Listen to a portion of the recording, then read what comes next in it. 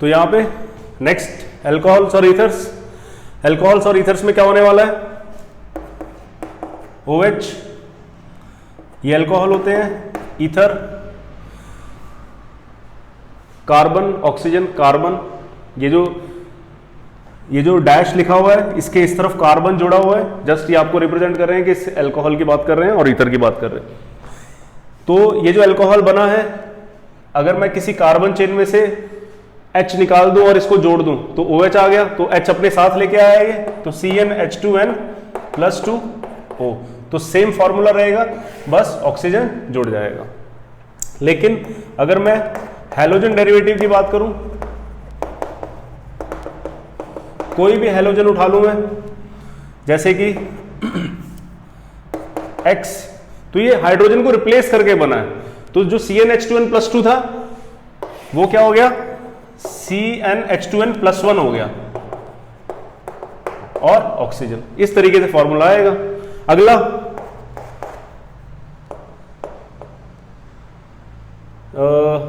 Aldehydes and ketones.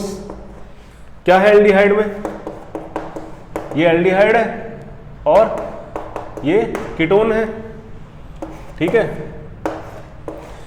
अब ये देखो, इसमें एक डबल बॉन्ड आ गया, मतलब दो हाइड्रोजन घटे होंगे तभी आया होगा डबल बॉन्ड, तो एल्कीन की तरह इसका फॉर्मूला रहेगा, ठीक है, एल्कीन की तरह CnH2nO, दोनों का ही, ठीक है, बस ऑक्सीजन जुड़ गया उसमें।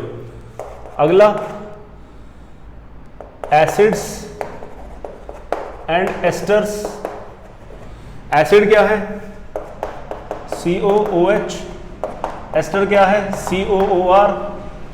अब ये ध्यान दो, यहां पे एक तो डबल बॉन्ड है ना, दो हाइड्रोजन कम होंगे दोनों केस में और दो ऑक्सीजन हो गए यहां पे, तो CnH2nO2, तो इसका भी फॉर्मूला सेम एल्कीन की तरह ही आएगा, बस उसमें ऑक्सीजन जुड़ जाएंगे, CnH2nO2। तो ये जनरल फॉर्मूला है, ये सब आपको आने चाहिए। उसके बाद हम नेक्स्ट टॉपिक स्टार्ट करते हैं, क्लासिफिकेशन ऑफ ऑर्गेनिक कंपाउंड्स। उसके बाद आपको नॉमेनक्लेचर बताने का फायदा होगा, ठीक है। ये मुद्दे आपको पता होंगे तभी आप नॉमेनक्लेचर सीख सकते हो, नहीं तो आपको जितना मर्जी समझा लें आपको समझ में नहीं आने वाली, ठीक है।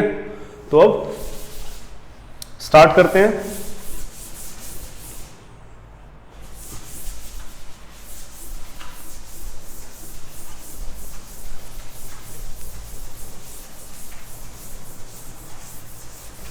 नॉमेनक्लेचर को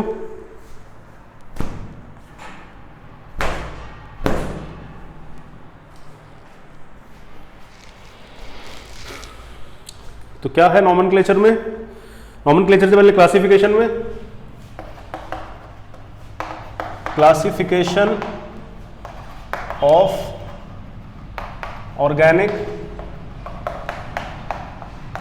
compounds, classification of organic compounds, okay. तो जो ऑर्गेनिक कंपाउंड्स होते हैं वो मेनली दो तरह के होते हैं, ब्रॉडली ओपन चेन और क्लोज्ड चेन। ऑर्गेनिक कंपाउंड्स दो तरह के होते हैं, ओपन चेन और इनको बोलते हैं एसाइक्लिक, जो कि साइक्लिक नहीं है, एसाइक्लिक कंपाउंड्स, और दूसरे क्लोज्ड चेन या साइक्लिक कंपाउंड्स, ठीक है, ओपन चेन और क्लोज्ड चेन कंपाउंड्स। अब जो ओपन चेन वाले ऑर्गेनिक कंपाउंड्स हैं वो अगेन दो तरीके से डिवाइडेड हैं, सैचुरेटेड एंड अनसैचुरेटेड, ठीक है। और जो क्लोज्ड चेन है वो अगेन दो तरह से है, होमोसाइक्लिक और हेट्रोसाइक्लिक, होमोसाइक्लिक और हेट्रोसाइक्लिक कंपाउंड्स, ठीक है, कंपाउंड्स। अब यहां पे जो होमोसाइक्लिक है वो अगेन दो तरह से है। कौन कौन से? होमोसाइक्लिक में एलिफैटिक और एरोमेटिक, ठीक है। ये जो एलिफैटिक है अगेन इनको हम एलिसाइक्लिक भी बोलते हैं। एलिफैटिक है और ये साइक्लिक है, डिफर करते हैं। ए साइक्लिक और एलिसाइक्लिक को फर्क ध्यान रख लेना यहाँ पे। ये ए साइक्लिक इनको कहते हैं, एलिसाइक्लिक इनको कहते हैं। ए साइक्लिक का मतलब है जो साइक्लिक नहीं है, एलिसाइक्लिक का मतलब है जो साइक्लिक तो है साथ में एलिफैटिक भी है। ओके, तो कंपाउंड्स, सबके आगे कंपाउंड लिखा हुआ है, जिसमें मैं भूल जाऊं अपने आप लिख लेना, ठीक है। ओके, यहां पे भी सेम एलिफैटिक, एलिफैटिक और एरोमेटिक, ठीक है, कंपाउंड्स हैं, कंपाउंड्स। तो अब सबके बारे में छोटा छोटा बता देता हूं मैं शॉर्ट में। सैचुरेटेड, पहली बात तो साइक्लिक, ए साइक्लिक जो कि चेन के फॉर्म में हो, साइक्लिक जो कि क्लोज्ड, क्लोज्ड हो, जहां से स्टार्ट हुआ है वहीं पे खत्म हो रहा है ना, तो ये क्लोज्ड फॉर्म में रहते हैं। सैचुरेटेड जिसमें सारे सिंगल बॉन्ड्स हैं, है ना, ओनली सिंगल बॉन्ड्स, और इसमें डबल या ट्रिपल बॉन्ड हो, ठीक है, वो सारे अनसैचुरेटेड होते हैं। एलिफैट ये तो हो गया, इसमें सारे इस टाइप के, इसमें ये ऐसे या ये ऐसे, ओके। उसके बाद एलिफैटिक, एलिफैटिक कंपाउंड्स कौन से होते हैं? जो एरोमेटिक नहीं होते। एरोमेटिक क्या होते हैं? जो एलिफैटिक नहीं होते। तो इसके बारे में मैं आपको बता दूंगा, अभी ध्यान रखो इस चीज का। होमोसाइक्लिक है तो मतलब सारे के सारे एटम सेम है, ठीक है। तो ये कैसे भी रह सकते हैं, डबल बॉन्ड भी रह सकता है बीच में, है ना, दो डबल बॉन्ड, ठीक है, इस टाइप के रहते हैं। एरोमेटिक में क्या होगा, सारे सेम एटम्स हैं और ये एरोमेटिक है। एरोमेटिक एलिफैटिक बताता हूं अभी थोड़ी देर में, इसको पहले ध्यान कर लो। इसमें एक हेट्रो एटम लग जाएगा, एक कार्बन हटा के हेट्रो एटम लग जाएगा, ठीक है, इस तरीके से एलिफैटिक में। और एरोमेटिक में एक कार्बन हटा के हेट्रो एटम लग जाएगा। अब हेट्रो एटम क्या क्या हो सकते हैं? हेट्रो एटम क्या क्या हो सकते हैं? नाइट्रोजन, ऑक्सीजन, सल्फर, है कुछ भी हो सकता है वो हेट्रो एटम। तो बच्चों इतने को ध्यान कर लो सब। इसके आगे बढ़ते हैं। अभी मैं एलिफैटिक और एरोमेटिक बताऊंगा आपको, क्या फर्क होता है एरोमेटिक और एलिफैटिक में।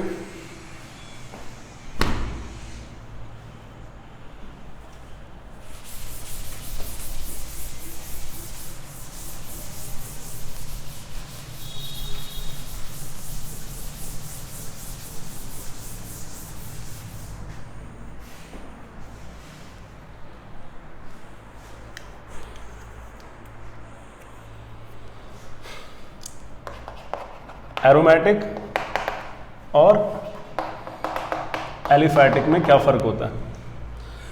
एरोमेटिक वो जो एलिफैटिक नहीं होते, एलिफैटिक वो जो एरोमेटिक नहीं होते हैं। ये तो बेसिक फर्क हो गया। इसके साथ साथ जो पहला फर्क है, they must be cyclic,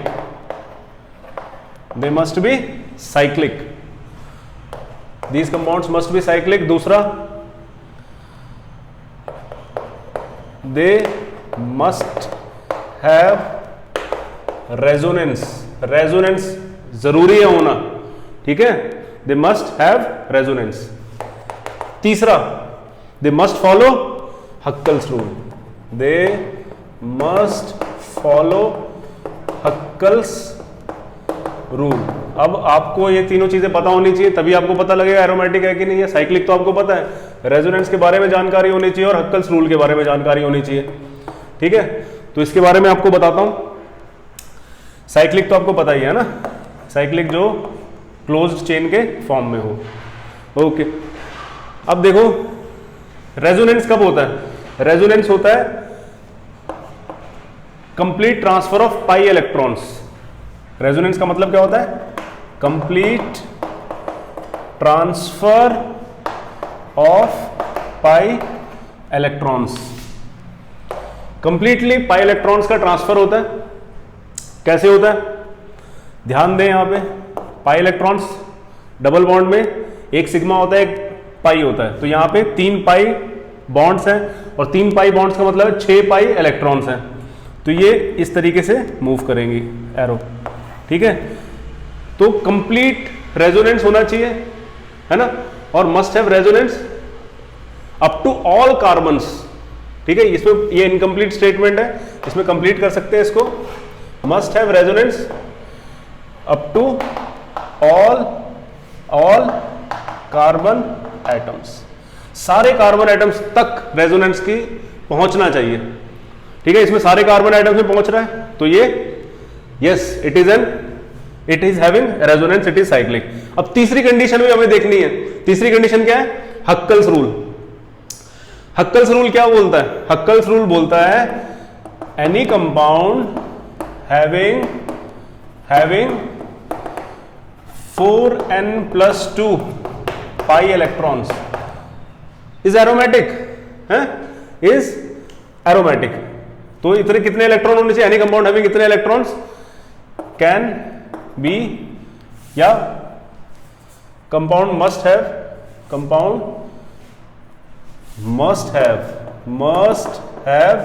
4n+2 pi electrons.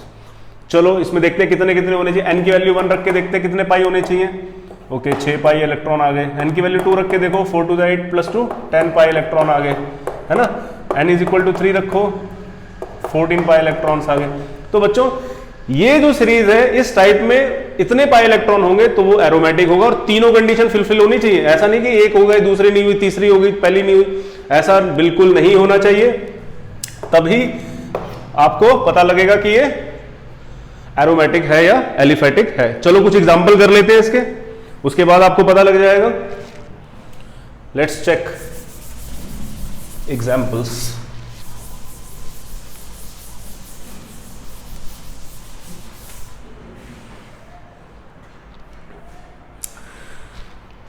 तो एग्जाम्पल क्या है?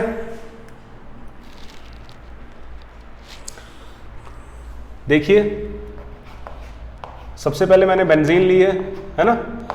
अब ये साइक्लिक है, यस है। दूसरा, रेजोनेंस हो रहा है, यस हो रहा है। और तीसरा हक्कल्स रूल है, 4n+2 पाई इलेक्ट्रॉन्स हैं, 4n+2 पाई इलेक्ट्रॉन्स हैं। चलो देख लेते हैं।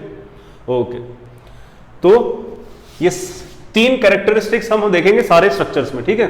तो सबसे पहले जो स्ट्रक्चर हम देखेंगे वो है बेंजीन, ठीक है। अब बेंजीन में बताओ है क्या? साइक्लिक है, यस है। रेजोनेंस है, यस, सारे कार्बन तक रेजोनेंस पहुंच रहा है ना, कोई भी कार्बन ऐसा नहीं है। और ऑल्टरनेटिव डबल बॉन्ड होने चाहिए रेजोनेंस के लिए। क्या होने चाहिए? ऑल्टरनेटिव डबल बॉन्ड, तभी रेजोनेंस होगा, नहीं तो नहीं होगा, ठीक है। बीच में एक आध बॉन्ड हट गया और सोचो रेजोनेंस हो जाए, नहीं होगा, ठीक है। तो हर एक कार्बन तक रेजोनेंस, दूसरा ऑल्टरनेटिव डबल बॉन्ड होना चाहिए इसी के साथ, है ना। और पाई इलेक्ट्रॉन कितने हैं? 3 पाई बॉन्ड है, तो 3 × 2, एक बॉन्ड कितने इलेक्ट्रॉन से बनता है? 2 इलेक्ट्रॉन से, तो 6 पाई इलेक्ट्रॉन्स, ठीक है बच्चों। तो नेक्स्ट, सपोज मैं इसकी बात करता हूं, ये कंपाउंड क्या है बताइए? साइक्लिक है, यस है। रेजोनेंस है ना, नहीं है, तो यहीं पे कैंसिल हो गया, ये तो एरोमेटिक हो ही नहीं सकता, ठीक है। और पाई इलेक्ट्रॉन्स कितने हैं? 4 पाई इलेक्ट्रॉन्स है। तो सीरीज में आ रहा है क्या? 6, 10, 14 वाली में नहीं आ रहा, ठीक है। तो इसीलिए ये एरोमेटिक नहीं है। ये सारे के सारे होमोसाइक्लिक एरोमेटिक हैं। क्या है ये सारे? Homocyclic aromatics. ठीक है, होमोसाइक्लिक एरोमेटिक की बात चल रही है, क्योंकि इसमें कोई भी हेटेरो एटम नहीं है इसलिए होमोसाइक्लिक है, हेटेरोसाइक्लिक नहीं है ये। अब जो नेक्स्ट है, अगर मैं सपोज एक 5 मेंबर्ड रिंग ले लेता हूं, ठीक है, 5 मेंबर्ड रिंग ले लेता हूं। अब इस 5 मेंबर्ड रिंग में यहां पे 2 इलेक्ट्रॉन्स हैं, है ना, और यहां पे नेगेटिव चार्ज है। अब बताइए ये क्या होगा, एरोमेटिक होगा कि एलिफेटिक होगा? चलो देखते हैं। पहला साइक्लिक है, yes it is cyclic.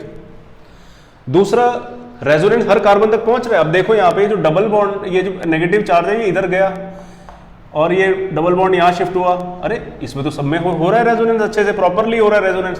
That means कि इसमें तो साइक्लिक के साथ साथ रेजोनेंस भी अच्छे से हो रहा है। अब पाई इलेक्ट्रॉन देखो, अब ये जो नेगेटिव चार्ज पे 2 इलेक्ट्रॉन हैं ये इसके साथ मिक्सअप हो रहे हैं ना, अंदर जा रहे हैं रिंग के अंदर, तो ये पाई इलेक्ट्रॉन्स ही कहलाएंगे क्योंकि ये अंदर प्रॉपरली इसके साथ मिक्सअप हो रहे हैं। तो तीनों, तो 2 इस बॉन्ड के, 2 इस बॉन्ड के और 2 ये इलेक्ट्रॉन, तो 6 पाई इलेक्ट्रॉन्स, दैट्स इट। और कुछ नहीं है इसमें। और देखते हैं, चलो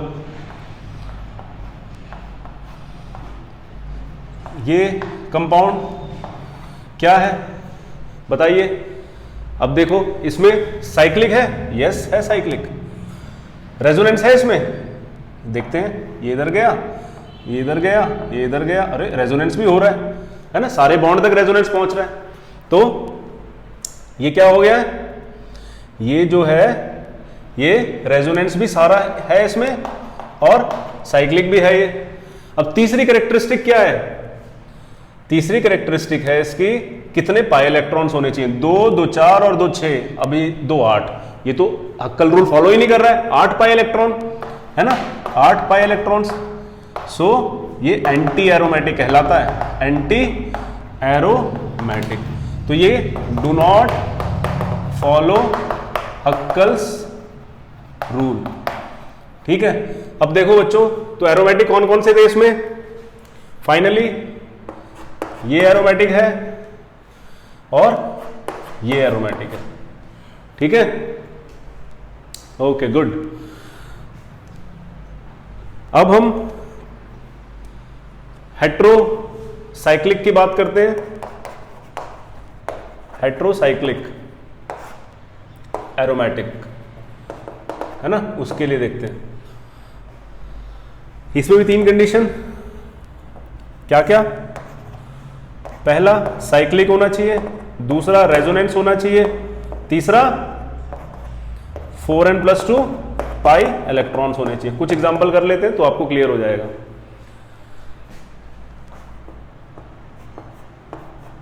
ये पिरिडीन है, इसको पिरिडीन कहते हैं, पिरिडीन। इसमें नाइट्रोजन के ऊपर 2 इलेक्ट्रॉन्स हैं, ओके। अब ये जो पिरिडीन है, क्या ये साइक्लिक है, यस ये साइक्लिक है। क्या इसमें रेजोनेंस हो रहा है, चलो देखते हैं। ये एक बॉन्ड बनेगा, दूसरा बॉन्ड टूटेगा, रेजोनेंस में बताऊंगा आपको, पहले इतना ध्यान रखो। तो ये यस, ये क्या है, ये क्या है, रेजोनेंस हो रहा है इसमें, वेरी गुड, रेजोनेंस हो रहा है। कितने पाई इलेक्ट्रॉन्स हैं, 2, 2 4 और 2 6 पाई इलेक्ट्रॉन। अब आपके दिमाग में आ रहा होगा, सर यहाँ वाले नाइट्रोजन वाले इलेक्ट्रॉन्स तो पार्टिसिपेट नहीं कर रहे और ये कार्बन वाले कर रहे थे, ऐसा क्यों है? इन दोनों में कार्बन वाले इलेक्ट्रॉन्स पार्टिसिपेट कर रहे हैं रेजोनेंस में, इधर नाइट्रोजन वाले जो हैं ये पार्टिसिपेट नहीं कर रहे हैं। बेटे ये इसलिए नहीं कर रहे हैं क्योंकि ये जो इलेक्ट्रॉन्स हैं ये परपेंडिकुलर टू द रिंग होते हैं। क्या होते हैं, perpendicular to the plane of the ring, so they do not participate in delocalization of electrons or resonance, so they do not take part in resonance, ठीक है, तो रेजोनेंस में part नहीं करते हैं। और वैसे भी क्यों है परपेंडिकुलर, ध्यान करो, ये ऐसे डबल बॉन्ड है, ये नाइट्रोजन है और ये यहाँ पे सिंगल बॉन्ड है, ऐसा ही है ना ये। बाकी बेंजीन, बाकी एरोमेटिक रिंग आप अलग से देख सकते हो, है ना। अब यहाँ पे देखो ये sp2 कार्बन के साथ है, ये है ना, sp2 कार्बन के साथ है, ये तो प्लेन में होती है रिंग, और ये sp2 मतलब क्या होता है? ट्राइगोनल प्लेनर, नाम से ही प्लेनर पता लग रहा है आपको। तो जब ये प्लेनर है तो ये परपेंडिकुलर नहीं हो जाएगा उसके, हैं ये इसके प्लेन में थोड़ी रहेगा, तो इसके परपेंडिकुलर रहते हैं ये। इसी वजह से जो है पिरिडिन रिंग के इलेक्ट्रॉन्स पार्टिसिपेट नहीं करते हैं। ओके, आगे देखते हैं। अगर मैं इसकी जगह 5 मेंबर्ड रिंग ले लूं, इसका नाम होता है पिरोल, PYRROLE। क्या इसके करेंगे क्या? चलो देख लेते हैं।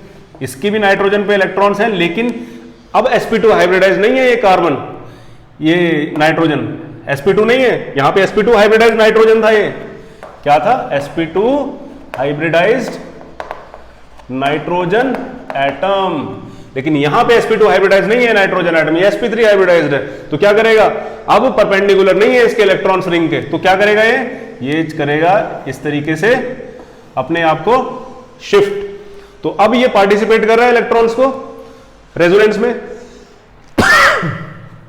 Yes it is cyclic, yes it has resonance, and yes it has 6 pi electrons. कैसे? 2 इसके, 2 इसके और 2 ये लोन पेयर, तो 6 पाई इलेक्ट्रॉन्स। That's it. चलो आगे बढ़ते हैं, इसकी बात कर लेते हैं। ऑक्सीजन कंटेनिंग, ये सारे हेट्रोसाइक्लिक हैं, इसमें भी यही हो रहा है ना? 2 इलेक्ट्रॉन ये पार्टिसिपेट, 2 इलेक्ट्रॉन, ठीक है। तो इसका नाम क्या है? फ्यूरान, और इसमें साइक्लिक है, रेजोनेंस भी है, और 6 पाई इलेक्ट्रॉन्स हैं इसमें, तो ये एरोमेटिक भी है, ठीक है। उसके बाद ऑक्सीजन की सीरीज में आता है सल्फर, तो ये भी क्या करेगा? सेम बिहेवियर जैसा कि फ्यूरान का था, वैसा ही थायोफीन का बिहेवियर होगा। इसका नाम थायोफीन है, साइक्लिक है, एरोमेटिक है, और 6 पाई इलेक्ट्रॉन्स है, ठीक है बच्चों। तो इस तरीके से ये सब आप ध्यान कर सकते हो, याद रख सकते हो ये सब चीजों को कि कौन सा एरोमेटिक है कौन सा नहीं है। तो कौन सा एरोमेटिक है? ये भी, ये भी, ये भी, और ये भी, और ये भी, सारे एरोमेटिक है, ठीक है। तो किसी में, सब में 6 पाई इलेक्ट्रॉन्स हैं, सबके नाम भी बता दिए मैंने, पिरिडीन, पिरोल, फ्यूरान, थायोफीन, ठीक है। तो इसको नोट डाउन कर लो सारे। इसमें एक और लास्ट एक और चीज आपको बतानी है मुझे, होमोसाइक्लिक में ही एक और एग्जांपल लेते हैं।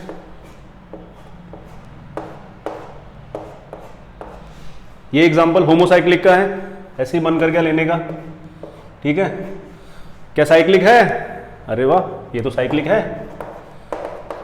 क्या रेजोनेंस है? देखते हैं। अरे वाह, ये तो रेजोनेंस भी है सारी जगह, है ना, सारी जगह रेजोनेंस है, तो रेजोनेंस भी है, ठीक है, रेजोनेंस भी है, और साइक्लिक है, रेजोनेंस है, और हक्कल्स रूल। अब बताओ हक्कल्स रूल फॉलो कर रहा है कि नहीं कर रहा? कर रहा है क्या? काउंट करो इलेक्ट्रॉन, 2 2 4 2 6 2 8, एक बॉन्ड में 2 electron, 8 total electron, pi electron, तो 8 तो सीरीज में आता ही नहीं है, तो it is anti aromatic, it is not aromatic, ठीक है, it is not aromatic. And these kind of compounds having which are cyclic and have resonance, they are called as anti aromatic, which do not follow Huckel's rule. तो ये क्या है? don't follow Huckel's rule। तो बच्चों यहां तक aromatic का concept और एंटी एरोमेटिक का और साइक्लिक, हेट्रोसाइक्लिक, होमोसाइक्लिक, एलिसाइक्लिक, इन सब का कॉन्सेप्ट मैंने क्लियर कर दिया है। अब आगे बढ़ते हैं।